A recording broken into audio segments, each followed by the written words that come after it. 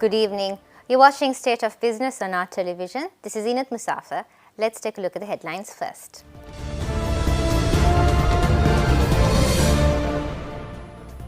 The Asian Electoral Stakeholders Forum 2018 commences in Colombo. Sri Lanka Export Development Board launches Southern ITB PM Week. News in details. The Asian Electoral Stakeholders Forum 2018 commenced in Colombo today under the patronage of His Excellency President Maithripala Sirisena.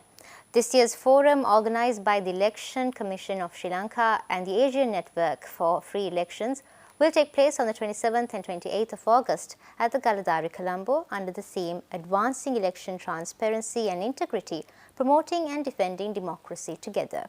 මේ සියල්ල එක්වී සිටින්නේ මුළු මහත් මානව ප්‍රජාවගේ ලෝක ප්‍රජාවගේ ඒ රාජ්‍යයන්ගේ ප්‍රජාතන්ත්‍රවාදයේ ශක්තිමත් කිරීම තහවුරු කිරීම සඳහා පවත්වන මැතිවරණවල නිදහස් සාධාරණ යුක්ති සහගත විනිවිදභාවය ඉතා අත්‍යවශ්‍ය නිසා එය ශක්තිමත් කළ යුතු නිසා අපිට අවශ්‍ය වන්නේ ප්‍රජාතන්ත්‍රවාදයේ ශක්තිමත් කරන්න අපිට අවශ්‍ය වන්නේ මිනිසුන්ගේ නිදහස ශක්තිමත් කරන්න අපට අවශ්‍ය වන්නේ මානව හිමිකම් ශක්තිමත් කරන්න අපට අවශ්‍ය වන්නේ මාධ්‍ය නිදහස් ශක්තිමත් කරන්න.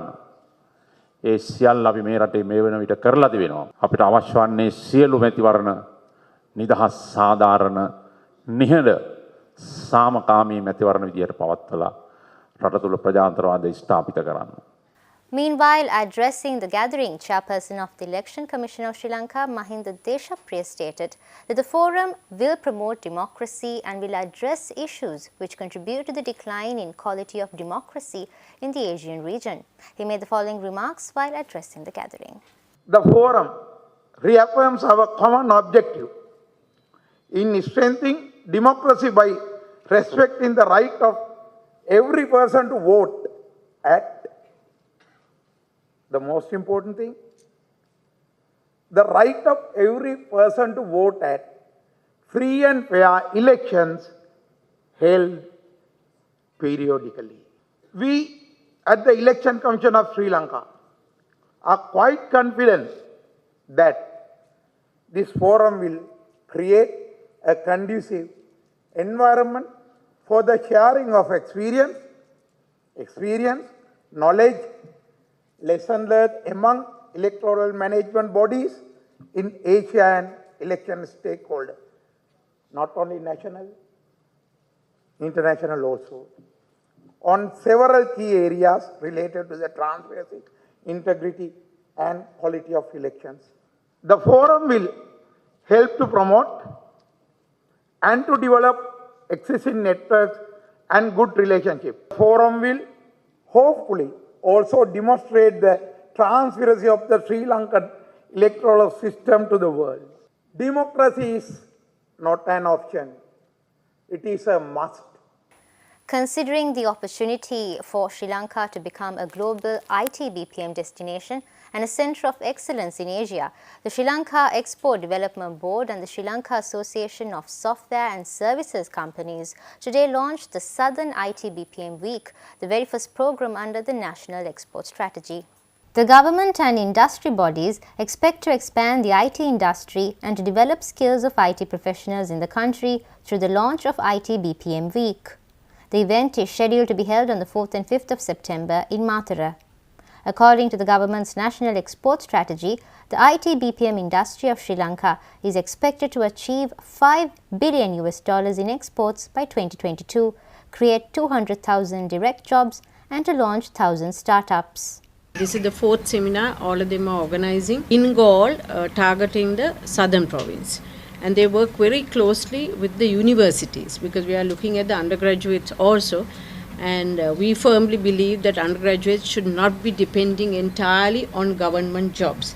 That there's an opportunity for them open there to have their own startups. ITB has already got to 400 applications.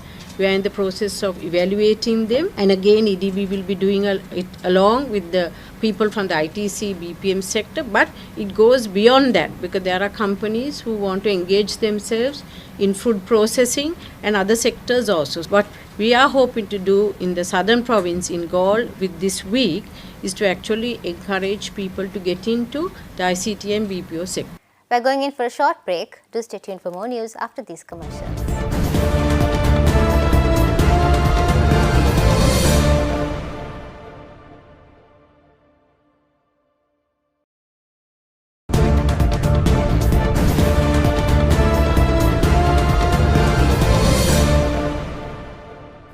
Welcome back. A national program, Jana Paura, will be launched by the National Child Protection Authority on the 28th of August with the aim of identifying and solving significant issues related to child protection in the region. The program will commence from the Kurunegala district and will be expanded to all parts of the island. We are launching a new program. We are calling it as Jana Paura. This is a island-wide activity. We are going to form an alert group from the community. We get members from all the societies such as women's societies, youth societies, such societies which are very actively performing in all the villages. From each village, each Grama Seva division, we are getting 5 members from each division. And collectively we form a group called Jana Paura. Why we call them Jana Paura? We have officers in divisional level. Child protection officers are working, but we don't get the whole information about the children. We are planning to get more information on children and have a national database on children. With that we can identify the risks our children are facing today. And we are going to have programs, projects to solve those issues to protect children. So we are launching the program from Kurunegala district on 28th August. In all divisional secretaries, 30 divisions are there. We are launching 30 programs at the same time at each and every provincial council. At the moment, we have about 8,050 members who have voluntarily given their applications to be as Jana Paura members. Now let's take a look at the weekly economic indicators released by the Central Bank of Sri Lanka last Friday. The year-on-year NCPI headline inflation increased to 3.4% in July 2018 from 2.5% in June 2018. The change in the NCPI measured on an annual average basis decreased from 5.3% in June 2018 to 5.1% in July 2018. When monthly change is considered, the NCPI increased marginally from 126.5 index points in June 2018 to 126.6 index points in July 2018, largely due to the increase in prices of the items in the non-food category. The NCPI core inflation increased to 2.3% in July 2018 from 1.8% in June 2018 on year-on-year basis. Moreover, during the period, crude oil prices followed an increasing trend. Price increases were supported by looming US sanctions against Iran and a decline in US commercial crude oil. However, unresolved trade dispute between the US and China limited price gains. Overall, Brent and WTI prices rose by $3.30 per barrel and $2.30 per barrel respectively within the period. The weekly average weighted prime lending rate for the week ending 24th August 2018 increased by 29 basis points to 11.91% compared to the previous week. The reserve money decreased compared to the previous week, mainly due to decrease in deposits held by commercial banks. The total outstanding market liquidity decreased to a surplus of 34.49 billion rupees by end of the week compared to 38.4 billion rupees by the end of last week.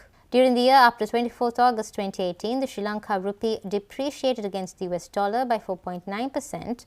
Given the cross-currency exchange rate movements, the Sri Lanka rupee depreciated against the euro by 1.7%, the pound sterling by 0.2% and the Japanese yen by 6.1%, while appreciated against the Indian rupee by 4% during the period. We are going in for a short break. Do stay tuned to see how the stocks perform today after these commercials.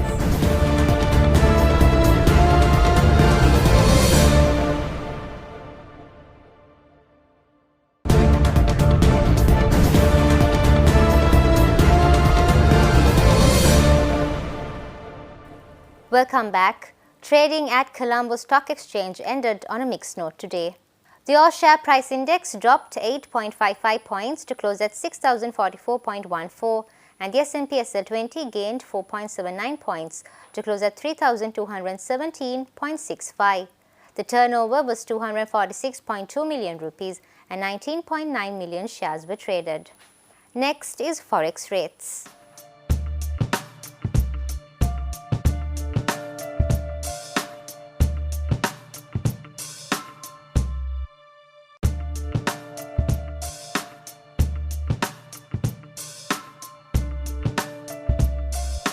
That's all the news we have for you today. Join us tomorrow with State of Business on our television at the same time. Until then, take care.